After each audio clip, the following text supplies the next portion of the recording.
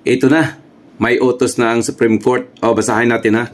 Maganda to. The Supreme Court in Bank during its session today, August 5, 2025, acted of the following. GR number, Sara G. Duterte, House of Representatives et al. And GR number, Attorneys Telito Torion et al. House of Representatives. Today, August 5, 2025, the House of Representatives filed a motion for reconsideration the EC required petition by Vice President Sara Duterte and Attorney Telito Torion et al. To comment on the motion within non-extendable period of 10 days from notice.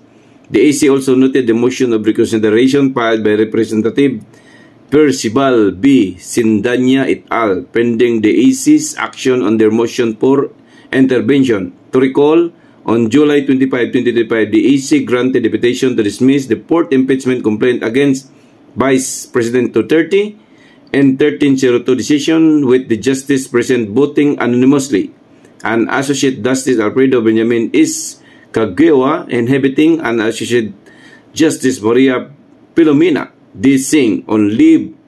The AC and Bank ruled that the impeachment complaint was void for violating the one-year ban and due process requirements. This decision is immediately executory. Okay.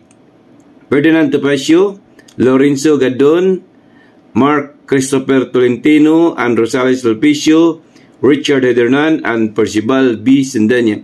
The EC ordered Secretary Lorenzo G. Gadon, Representative Sindanya, and Richard Hedernan to comment within a non-extendable period of 10 days from notice on the petition for indirect contempt against them. The petition were filed in relation to the remarks against the EC decision dismissing the impeachment complaint against Vice President Sara Duterte. Ayan kasi, magmamagaling kasi kayo. Ayan, sagutin nyo na in 10 days.